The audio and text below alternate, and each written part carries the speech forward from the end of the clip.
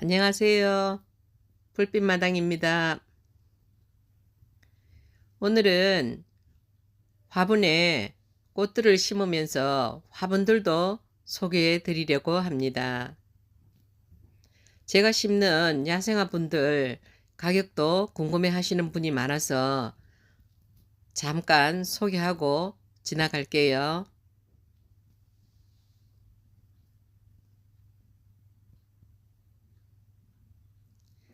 얘는 삼색앵초입니다.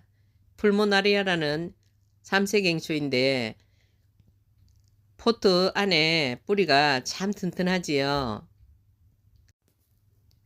아랫부분을 잘라내고 핀셋으로 흙을 살살 털어줍니다. 흙을 다 털어도 되고요. 조금 남겨도 괜찮아요.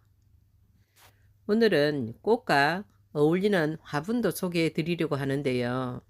삼색앵초 5포트를 심을 화분을 소개해 드릴게요. 아래 구멍도 아주 튼튼하고요. 옆에 바람 들어가는 공기 구멍도 있어요. 굵은 마사 넣고요. 오늘은 중간 마사에 상토를 20% 정도 섞었습니다. 마사로만 심으셔도 아무 상관없습니다.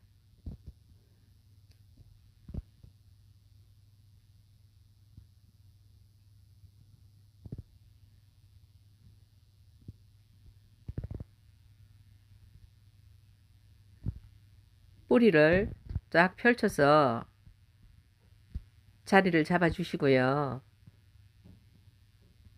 고정이 되지 않으면 흙으로 고정시켜 주면 되겠죠. 뿌리 펼친 거 보세요. 뿌리를 뭉치지 않고 활짝 펼쳐서 그 위에 흙을 놓으면 애들이 착상이 잘 됩니다.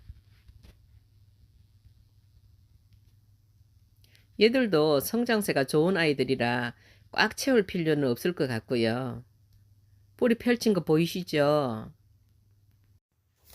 뿌리를 활짝 펼쳐서 그 위에 흙을 채우고 핀셋으로 사이사이 흙을 잘 들어가도록 메꿔주면 이제 심기는 끝난 겁니다. 그 위에 돌로 포인트를 줘서 예쁘게 하는 것, 그리고 높이고 싶은 곳은 높이고 낮추고 싶은 곳은 낮추고요. 저는 앞부분을 살짝 낮게, 꽃이 있는 곳은 약간 높게 그렇게 해보려고 합니다. 자리를 다 잡고 나면 핀셋으로 포트 전체를 살짝 눌러 주셔도 됩니다. 처음부터 누르면 뿌리가 뭉친다고 했었죠.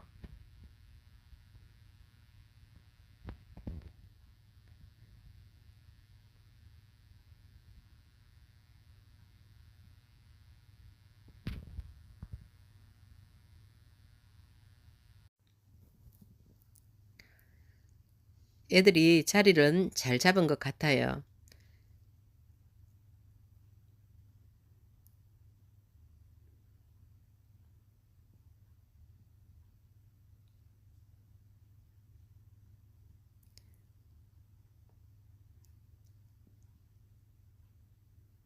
이제 화장토로 마무리하겠습니다.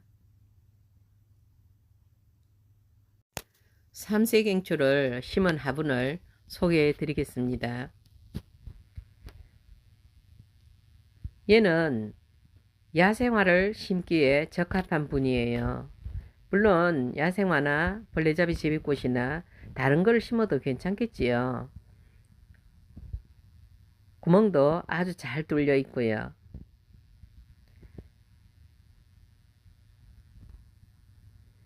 높은 온도에서 구워서 야무집니다.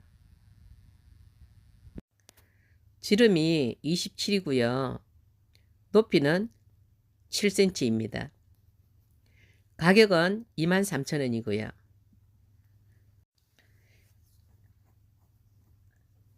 생뚱맞게 사각분이 나왔지요. 발이 달린 화분이에요.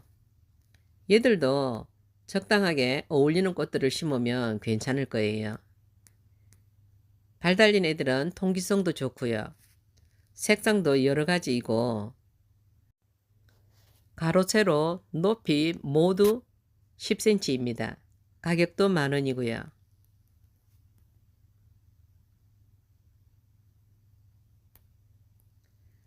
이번에는 하늘바람꽃이라고 불렀던 아네모네 한번 심어 볼게요. 아네모네는 다 털어도 됩니다. 한 뿌리에서 꽃들이 자꾸 나와서 필 거예요. 흰색도 있고 보라색도 있는데 오늘은 잡은 애들이 모두 흰색이네요. 부엉이 분에 한번 심어 볼게요. 약간 높습니다. 얘도 발이 달려 있고요. 가운데 물구멍도 좋지요. 가로 세로 15에 높이는 17입니다. 높은 강도에서 구워서 아주 야물고 단단합니다. 앞에 부엉이 그림이 있어서 제가 편하게 부엉이 분이라고 불렀어요. 굵은 마사 넣고요. 흙은 아까 쓰던 용토를 그대로 쓰겠습니다. 하늘바람꽃 피면 저렇게 예뻐요. 하늘을 보고 핀다고 하늘바람꽃이라고 하는데 아네모네라는 말은 바람꽃이라는 뜻이죠. 지금은 흙을 다 털어서 저렇게 힘이 없지만 물을 주고 나면 내일 아침이면 위를 보고 꽃들이 필 거예요. 노지 활동도 잘 되고요. 그렇지만 노지에 심을 때는 영양분이 많은 토질에 물 빠짐도 좋은 곳에 심으셔야 해요. 그러니까 약간 비탈진 곳에 거름기 많은 흙이 좋겠죠. 물 빠짐이 좋지 않으면 장마철에 녹을 수가 있어요.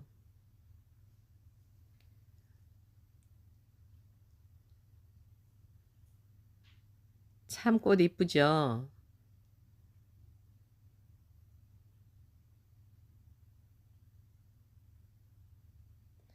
얘도 화산토로 마무리를 하겠습니다.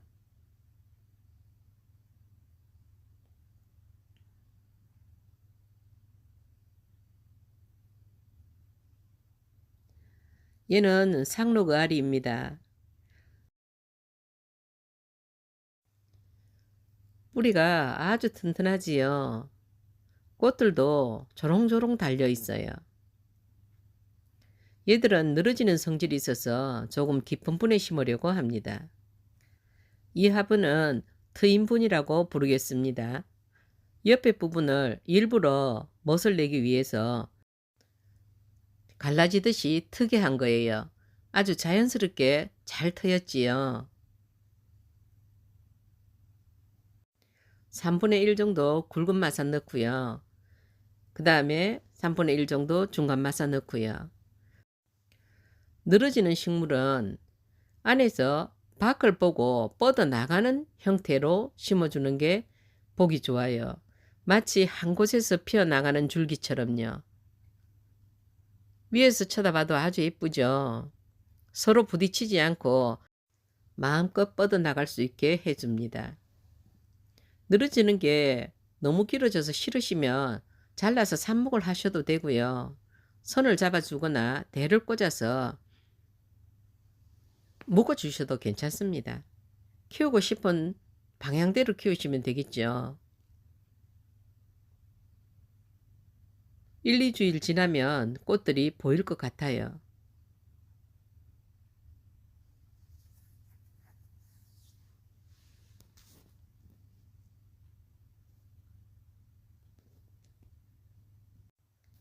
다음은 미니 붓꽃을 심어 보겠습니다. 얘는 키가 언제나 이만한데요. 꽃은 아주 크게 핍니다. 아주 아랫부분만 잘라내고요. 붓꽃은 가위로 잎을 따내는 것보다 사람 손으로 진잎을 젖혀서 따주는 게 좋아요. 이번에 심을 화분은 맨 처음에 심었던 화분의 한 치수 작은 사이즈입니다. 용토는 같은 용토를 사용했고요. 붓꽃은 분리할 수 있으면 나누어서 포기를 번식시켜도 좋아요. 저렇게 나누어 주면 새끼를 칠 공간이 많아지겠지요. 자, 제가 붓꽃 놓는 거 한번 보세요. 붓꽃의 줄기가 뻗어나가는 부분은 앞으로 놓고 잔뿌리는 뒤로 활짝 펼쳤지요. 전부 다 서로 마주보게 저렇게 펼칠 겁니다.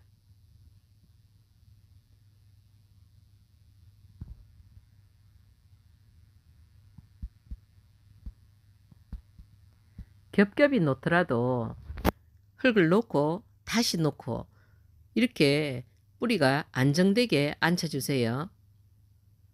붓꽃은 한번 심으면 물 빠짐만 잘 된다면 분갈이를 매년 하지 않아도 되고 바깥에서 노숙을 시켜도 아주 월동이 잘 되거든요.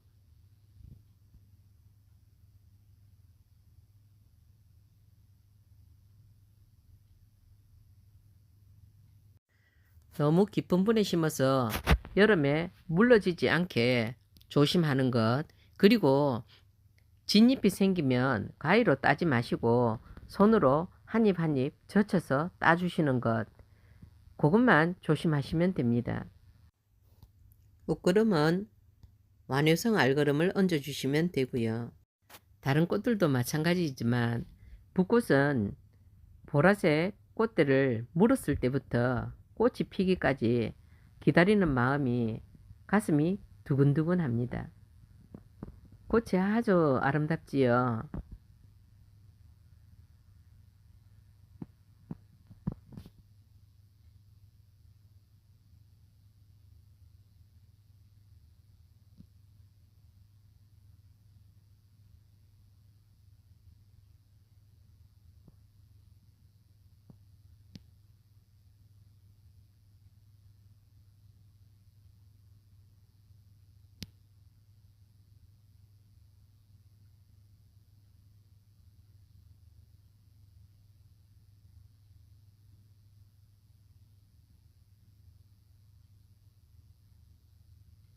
방금 붓꽃을 심은 화분입니다.